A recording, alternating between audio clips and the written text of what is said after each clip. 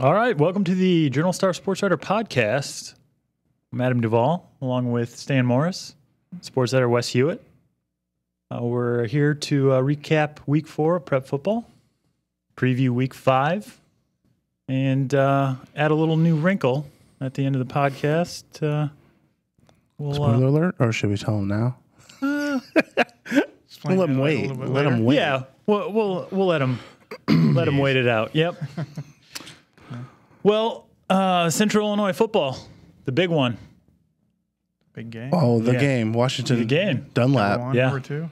Number one, number two. Yeah, we saw who number one was for sure, I think. Honestly, I think inside we all kind of maybe thought this might happen. Washington's just really, really talented. Dunlap lost a lot of important players from last year's team, and they're a good team, but like I said, a lot of it, maybe the number 2 rating was a lot of based on last year, and it's not saying, I think Dunlap probably still ends up second in the league. So, but Washington's just, my God, their play on the lines is just the weight room, and they got that Metamora model, where they're just the weight rooms and just plugging in guys, and wow, They just have it all around. Yeah. Right? There's not a weak spot in that team. So. Yeah, and I made an offhanded comment that Sam Walter wasn't going to run for 280, but he tried to, though, somehow. 168. Well, yeah, jeez. Had 329 on the ground. Yeah. I mean, that's stable. I mean, backs. I mean, you give the ball to anybody. Yeah, it's interesting. Darryl basically just said we're going to try to establish a run. We're not going to be scared of a pretty stout Dunlap defense.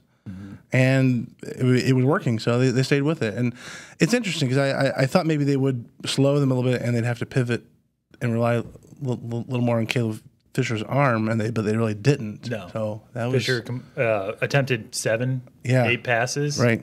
Didn't have to worry about. But again, it's just enough to keep him off balance because Fisher's capable of taking over a game just like his brothers were. I mean, it's just one of those things where they never really had to because they were jumped on him from the get-go. So, Stan, you saw a great game. Saw another good game. Yeah, I've been 3 out of 4 games that I've gone to have gone right down to the very last minute. Saw Eureka and DMAC. DMAC looked like they had that one. They scored. Levi Sherman scored on a 20-yard sweep, just into the fourth quarter, and they're up 19-8. But they missed the 2-point conversion, and that actually they missed 3 extra points on the night. They got their kick blocked on the first touchdown, and then they had to go for 2 the next time and didn't get it, and the third time didn't get it either, and that kind of came back to catch them because Eureka was able to get a bomb. Get back into the game right away. I mean, that was huge because, you're down 2 scores and only 11 minutes to go in the game. And last thing that DMAC wanted was for, Eureka to get a touchdown right away, but they did. They got Matt Martin, their sophomore quarterback, threw a 62-yarder, I think, to bomb to Aiden Sears. He's a track kid, really fast kid, got completely behind DMAC's defense, and so they're right back into the game, and Eureka was able to score the go-ahead, the tying touchdown, with a minute 50 left in the game, and we're able to get that extra point kick, the only one of the night that either team was able to get, and that ended up being the difference. Cade Gold? Yes. Okay. Yeah. I think I read in your story he missed one before. He missed the one before, got the first one blocked. Okay. And so, I think he's a junior. Is he related to the Gold family of Eureka? I don't really know for sure, but the name is sure a familiar one. Good as gold. Good as gold. He was good as gold that night. Yeah, absolutely. Right. And got him to win with the extra point. I mean, sometimes, the extra points are just kind of a tack on in the story, or you don't really mention them that much, but this is a game where it really proved to be a big difference. Yeah, it's interesting. Over all my years of covering football and talking about it, it seems like the best programs are the ones that stress special teams to me. They don't think of it as something that just we'll just it needs to tack on it just an afterthought. Because a lot of games, especially it come down to that. Like it's we saw in the NFL this weekend. Right, absolutely. It was like kickers left and right missing extra points and field goals and getting cut, and kickers won't get cut in high school, but you don't think. No, I don't. But it might make a coach go for two more often. It might make a coach. I think, like I said, having a good kicker, especially at the small school level, is a huge advantage. In the postseason. Definitely postseason too. Yeah. Yes. How much of these programs still rely on soccer players? I mean, is there still crossover? I think there's a good number of, especially on a small school level. You're even seeing some of the, there's soccer. They're playing soccer and they're playing football both. Right. Yeah, so you certainly see that. Yeah, I have an interesting anecdote. Back in the Metamors, one of their first titles, their first title under Pat Ryan in 2007, when Brendan Van Meegen was a freshman kicker, and I remember at some point in the regular season, Pat Ryan was talking to me about special teams and kickers, and he's like, yeah, we have. I mean, they're a part of this team, and they're an important part of this team, and then.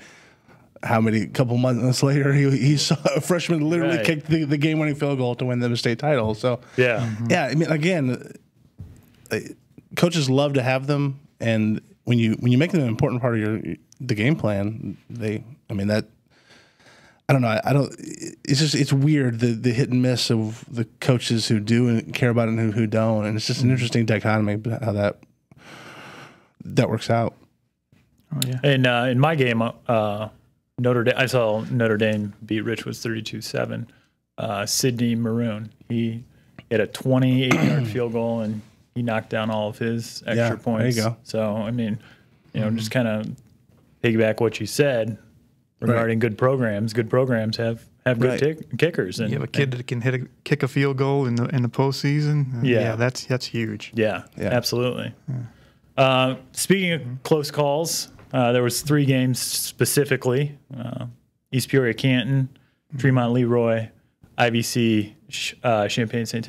Thomas More. Right. Let's start with Tremont. Wow. Oh, Tremont! I feel for them. I mean, they're a couple of plays away from being a 4-0 team. Yes. They've lost 3 games. They're 1-3, and they've lost 3 by a combined 12 points. I mean, and they've been right in them in the fourth quarter of every game. This one goes to 4 overtimes. They score a touchdown with about 7 minutes left to go in the game to make it 8-8, and they go into overtime. Nobody scores in the first overtime. Second overtime, they both get 8. They get a touchdown on a 2-point conversion. The third overtime, they both score a touchdown but miss on the extra points, and so they go into the fourth. Then Leroy gets a touchdown to get the ball first in the fourth and get a touchdown in the Tremont. Fourth down, gets right down to the half-yard line and just misses getting into the end zone that could have tied the game just like less than a yard away. Nate Wynn on a counter play got almost into the end zone, but still Zach Zier has been. I mean, just you can't say enough about how his kids have just been fought and just battled every game. They're not a normal 1-3 team, right? Yeah, wow. But right down to it. Does the schedule get any easier for them? I mean, can they rebound and get to 4 and 5? We'll see. We'll see. I mean, they've got some tough. I mean, they're on the small side of the HOI, which I think they can do fairly well in that side. Mm-hmm. So we'll see. Well, I mean, a big telling thing will be Friday. They're at El Paso. Oh, that's a tough matchup. That's a tough matchup for them, and we'll see. I mean, I think El Paso has lost to Ridgeview, an improved Ridgeview team, and we'll see what happens this week. I mean, more than likely, they're going to be right into that fourth quarter, the way they have been so far. So, Wes, will bounce over to you. East Peoria, proud graduate of East Peoria, 1996, and they got to win. I was surprised by that, to be honest. I don't expect much winning from that program lately. Unfortunately, it hasn't been that way for the longest time. But they slowed down Canton. Canton, I mean, had struggled a little bit this year defensively, but offensively, they've been able to run the ball and put us some points and to hold a team to 6 points. And then Tristan Westbay had a nice game, and Yeah, them getting a nice, and then they roll into Limestone this week, which is I think another winnable game for them. Which that's And there's another team, East Peoria. They had that tough loss to Streeter. all right. Another a tough loss, last minute loss to East Moline United Township. Right.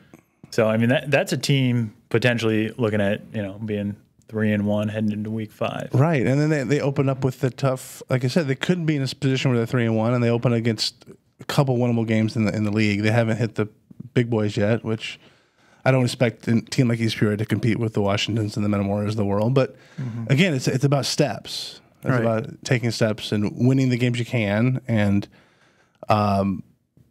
because to piggyback off a win like Canton and then go to Limestone and maybe win that game. Yeah, I mean, I assume Eric Black saying some of the same things that Zach Zayer is saying to his team. So yeah. And then a game that I was following, IVC 42. 42 to 41. Goats went up with under 3 minutes to go. Right. I'm like, okay. Alex Merlot, 52-yard touchdown run. He had a great night. Yeah, he did, and I was like, okay, almost too much time, and they lose on. Bryson Lee from St. Thomas More. He's a guy that's going to Idaho. Okay. So he's really versatile, really athletic kid that can throw the ball, that can run the ball, and they just had trouble stopping him all night. I mean, he had 261 yards passing, 164 yards rushing, 6 touchdowns. Yeah. He was just one of those guys that'll look, kind of scramble around a little bit and maybe look for an open guy. If there's not an open guy, take off. And they just had a hard time. I mean, but to IBC's credit, they've been struggling offensively. The last few weeks, they've only gotten a touchdown, and so they needed to get the offense going. They got the offense going. Right, They were absolutely. over 400 yards in offense, and Alex Merlot he had 156 passing, 150 rushing. He got 5 touchdowns on the night, 4 running and 1 passing. Yeah. So they got the offense going, which was a positive for them. Leave too much time on the clock in a game like that. Absolutely. All right.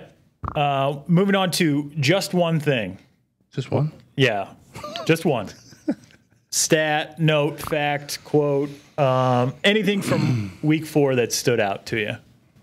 I'll go a little bit off of the playing field, so to speak, sort of, and go 8,500 as a number.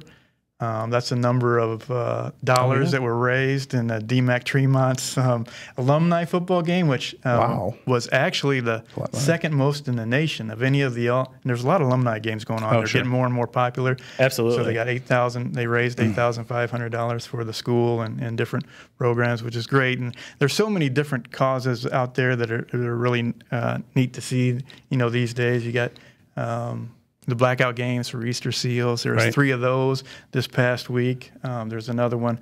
I think Eureka's hosting one this week, but Farmington and Pekin and Richwoods had them, raising money for Easter Seals. And then you got Touchdowns for Cancer, which I think a few different teams are doing. I know DMAC is one of those that's doing it, but there may be some others on the large school side, and they're raising money for St. Jude. And so that Touchdowns for Cancer, is that for every touchdown? Every touchdown they make in September, I think you can pledge so much per touchdown. Okay. And then so that's a good thing. That's kind of a statewide thing. So there's a lot of schools that are doing that this year. So a lot of good things going on, charity wise. Yeah. Wes, did you have just one thing? Yeah, Peggy, actually, to use a segue back, are they still doing black jerseys for those things? Still, you can still buy in the jerseys, black jerseys for those games ahead of time, and then wearing them to the game that night. So you see a lot of black and Pekin this coming week, and then you saw both teams. Oftentimes, both of the teams are involved in it too. Rather than just the host school. But so it's a good thing that Todd Hollis is the one. Elmwood Broomfield kind of got that ball started in Easter Seals, and theirs is in a couple weeks. And so most of the time when those jerseys are black, they wear white numerals so you can read them, as opposed to some schools in the state, which is my one thing. White jerseys with white numbers on them. I have no time for that. Well, Dunlap had that a few years ago. Dunlap had it a few years ago, and then Normal Community had it week one, got penalized for it. And then Decatur Eisenhower this past week did it again with yellow trim on white, which honestly, it isn't legal. I don't know why they didn't get penalized. Right. They say that white numbers are allowed, according to the NFHS rule book, but you have to have a 1/4 inch contrasting color is the key word. And Dunlap did. I think that Dunlap had maroon. Oh, they had maroon, I believe. Okay. The year. Yeah, it was. I It mean, was if still you're- really hard to read. Yeah, if you're up in the press box, yeah, it's definitely hard to read. But yellow that's. I don't know how. I mean, and again, please email us, tell us how does an AD or a coach look at the jerseys and go, I'm on board with those. Let's go. Let's roll out onto the field. A jersey is to identify a player. Mm-hmm.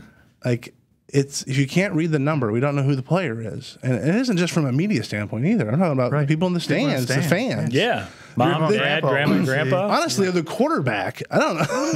I'm trying to make a pass. Like, who is that? I don't know. He's the same body type as the other guy. I don't know who he is. I'm sure it's they look ridiculous. cool coming out of the package, right? I'm all about cool jerseys. Don't get me wrong, and I'm not some old fuddy duddy who wants Penn State and Bama gear on everybody. But right. To be able to read the numbers, it's the basic bottom line of a uniform. Yeah, absolutely. So I'll take my one thing back on the field. Dunlap, 61 total yards versus Washington. 47 passing, 14 rushing. 6 points, 4 first downs. Yeah, amazing. That kind of tells you all you need to know. I mean, Luke Benehoff, huge part of that. Mm-hmm. Charlie Mangieri, Northwestern guy, another huge part of that. And no catches for Josiah Muneman. Yeah. I mean, should have had one, though, that I know of. I did see that on. You don't know what we're talking about. Check out Jim Matz's Twitter feed. Yeah. All right. Planning preview, week 5. We have unbeatens at 4-0 in the Middle Illini. We have Metamora's unbeaten. We have Washington, another huge game. Washington at Morton. Where do you want to start?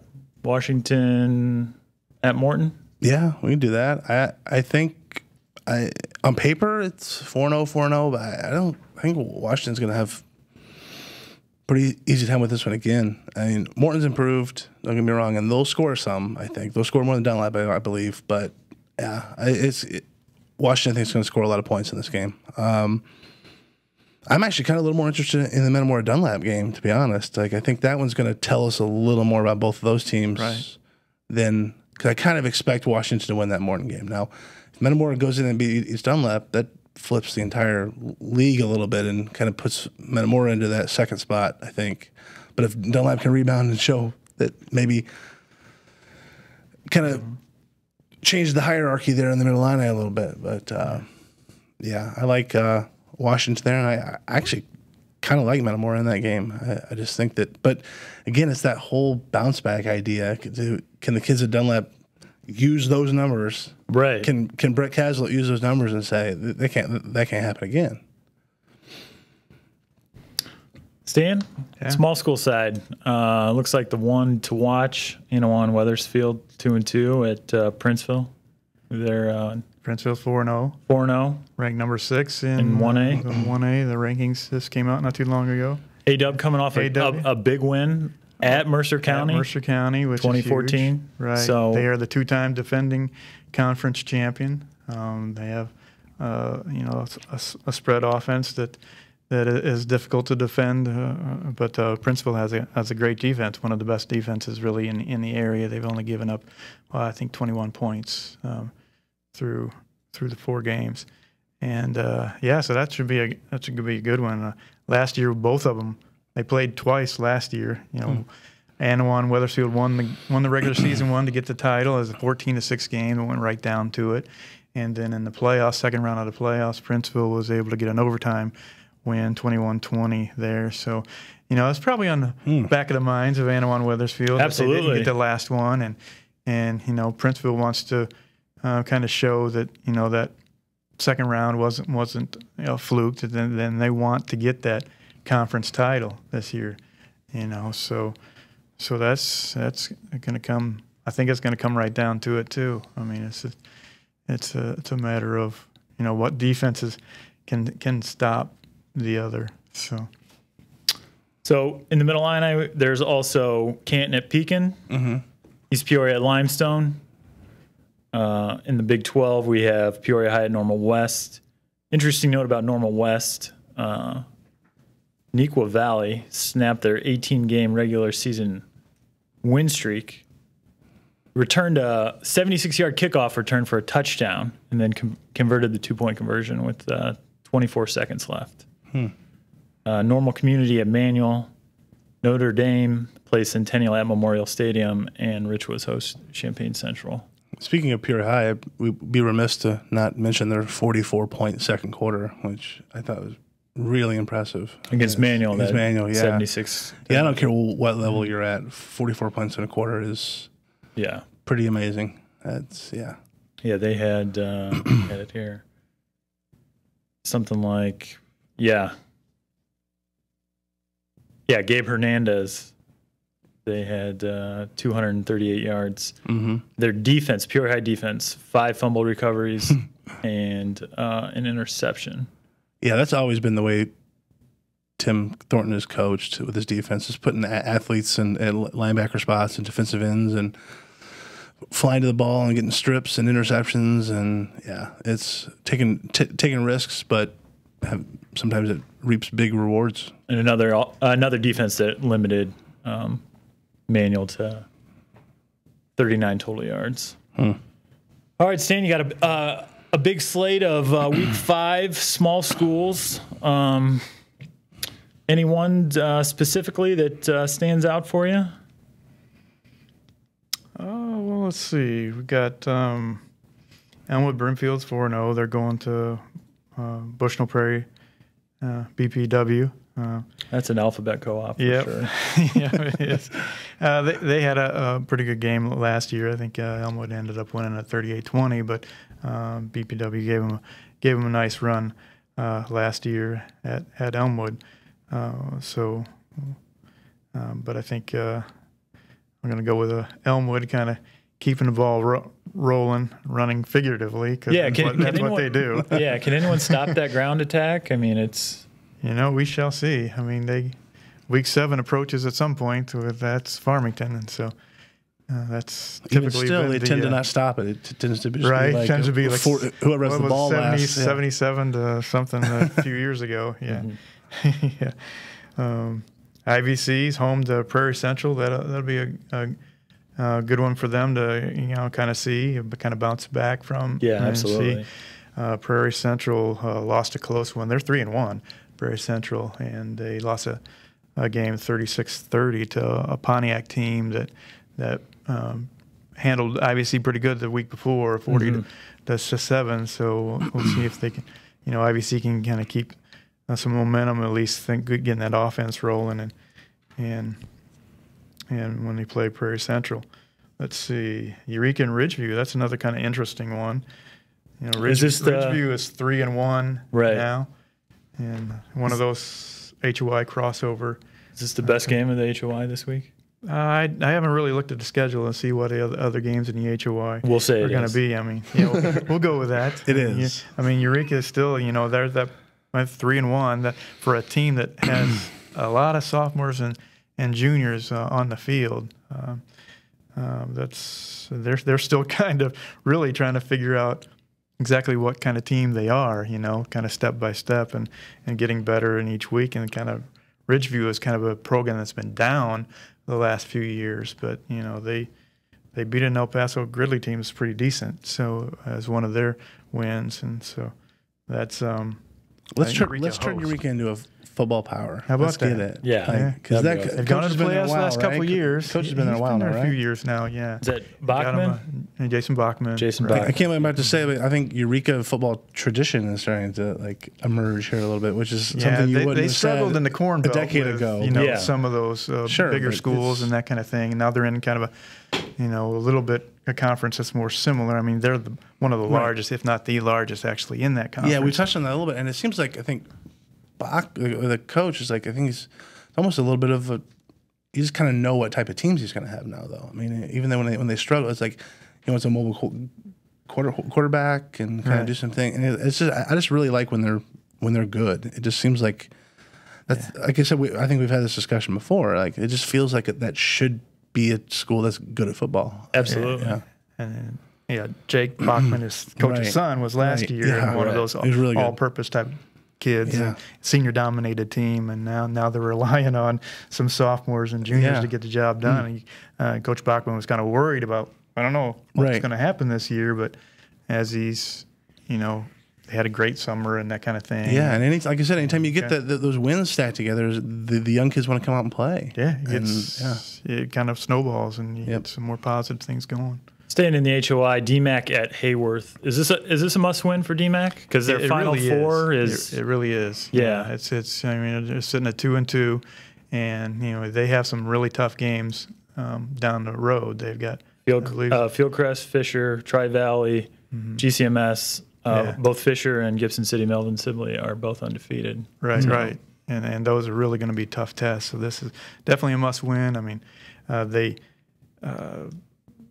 they've kind of struggled with getting that running game going. It's still not where they want it to. But I mean, if they need to pass, they've got two really good receivers that they can go to. Some kids that can get up and get it, and so they've really got that going for them. Which, I mean, they're not typically a pass-heavy team, right? But when they have to, they've got some guys that they can turn to. So. Farmington 4-0, number 2 and 3A. Polls came out this afternoon. They're at Havana. Is this just a game where they build a lead and coast? Or it's going to be one of those games where probably the starters are going to play half. It's similar to what Peoria Heights. They put up some really big numbers, and Hayden Brott and Dash Anderson have put up some big numbers the last few weeks. But they didn't see a whole lot of playing time last week against Heights and they're going against a Havana team it's just struggling right now, and so they'll have a lot of guys get some time and rest some of those starters, but it's high school football, you never know. Right. Like I said before, Tremont is at El Paso. Tremont needs a win. Heights is at Rushville. Heights still co-ops with Quest. Is there still a fair number of? Actually, they're about split, on amount of kids from Heights and Quest. A few more that are from Heights than Quest, but good number. But they're playing a lot of young kids. And so it's been kind of hard for them to kind of make that step with both. And they're going to face a Rushville team that can really put up some numbers and can run the ball and that kind of thing too. So, it's a learning curve. Yeah. All right, week 5 picks. So here's what we're going to do. 3 games. Pick first, and then tell us why. Wes, let's start with you. Washington at Morton. Washington, and it's because of the lines. I think they're going to control the clock. They're going to get a big lead early, and kind of what they did to Dunlap. I think the fact that Morton comes in at 4-0 is motivation enough for a team like Washington, and it's Morton still. It's still Morton. Morton and Washington, they're neighbors. Like, it's still a big rivalry game, and you get 2 4-0s. It's going to be electric atmosphere. I like Washington. Stan, Washington and Morton. Who do you have? I think you got to go Washington again. I mean, they've shown, that they're one of the best teams in the state, and again, we've talked about this, about just being overall, and there's, defense is there, the line play is there. They've got experience at quarterback, experience all around in those skill positions. They stayed healthy, and so, too, which is big. That's huge. Looks like they've shored up that kickoff coverage because they've. That was the one glitch, right? Yeah. Yeah. I will also take Washington. However, I will say this may be a shootout. Potentially, yes. Morton rolled up 625 yards of total offense last week. Nolan Donald had 331. Jared Kreider had 3 total touchdowns. And then Washington had 379 yards. So, I mean, you could see a game, upper 30s, low 40s. Mm-hmm. Next game, Stan, we'll start with you. Anawan Weathersfield at Princeville. who you have and why. I'm going to go Princeville. I'm going to go with the home team with this one. And it's going to be I think it's going to be like the last few, it's going to be a low-scoring kind of thing. It's going to be the defenses and see what happens there.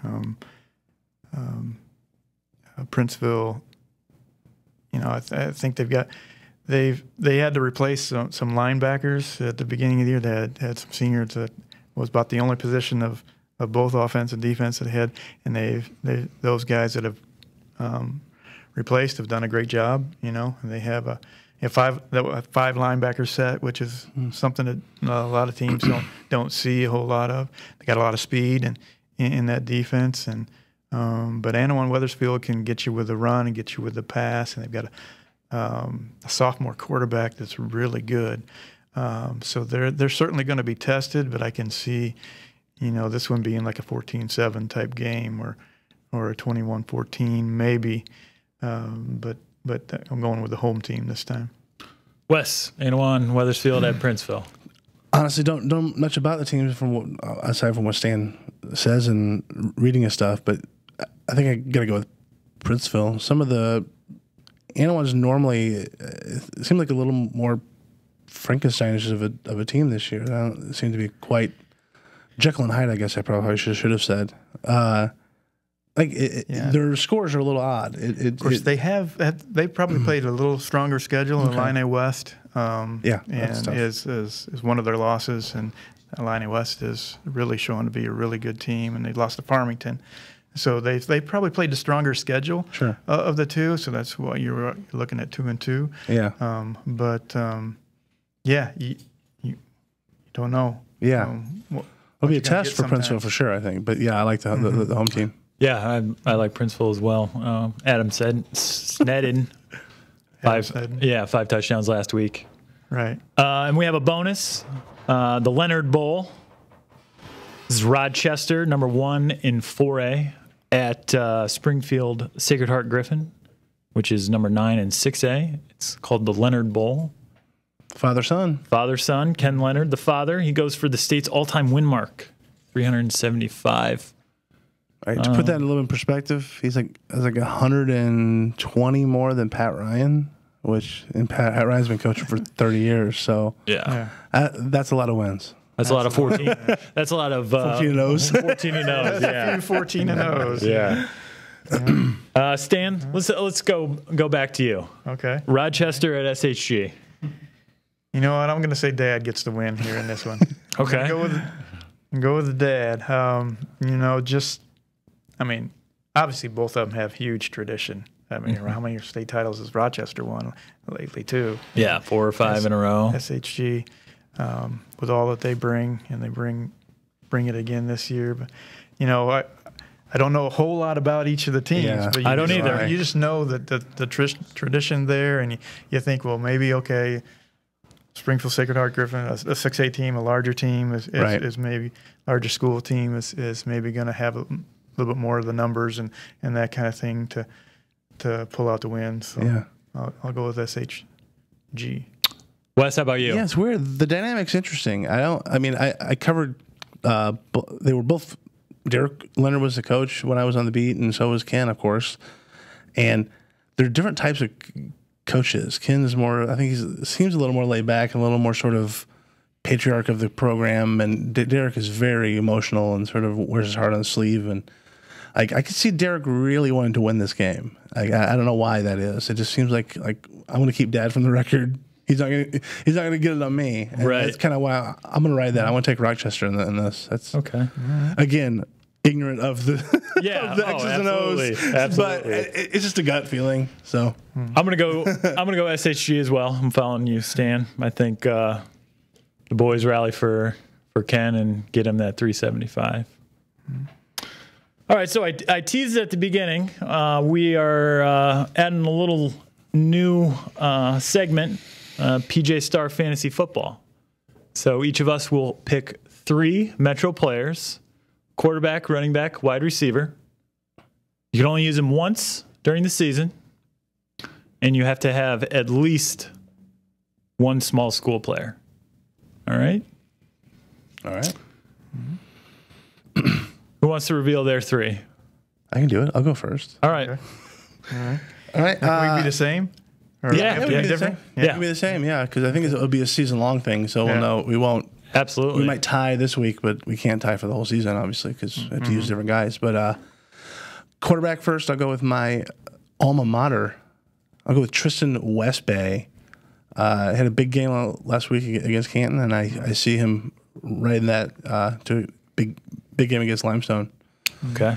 Then the running back, I'm going to dip into the small schools here, even though it's a little bit of a risk, but I'm going to go with Dash Anderson from Farmington.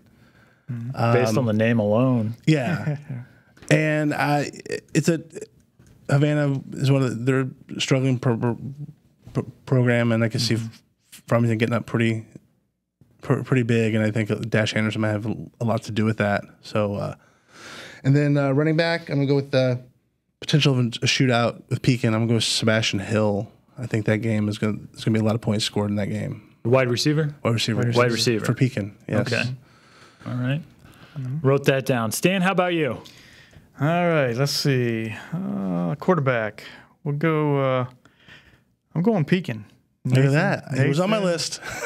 I'm not sure of the pronunciation of his last name. Is it Riggy? I don't know either. I'm really not sure. But Nathan said they're going up against Canton, right? I think this week, and he's put up some nice numbers in the season, and so I'm going to go with him. Running back, I'll go Sam Walter, Washington. Ooh, I like it. Go with the numbers there. He's put up some really good numbers, and they have, obviously they have a good line for him to run behind. So, and wide receiver, I'm going to go with Levi Sherman, DMAC. They're going to Hayworth. They may run the ball a little bit more than they have been, and may not need the receiving. But he had a nice game against Eureka and has had a pretty decent season, so I'm going to go with him. Okay. I am going to go Alex Merlot from IVC. He's going to be my quarterback. Big game last week against St. Thomas More. Hopefully he can do more of the same against Prairie Central. My running back, I'm going to go with Logan Cover from Notre Dame. He's playing on the Memorial Stadium turf. That's a good call. Richwood's kind of bottled him up. And that means I'm going to go Austin Hart. Whoa. Wide receiver from East Peoria. He had a huge game. He did. Huge game against Canton. So I'm going to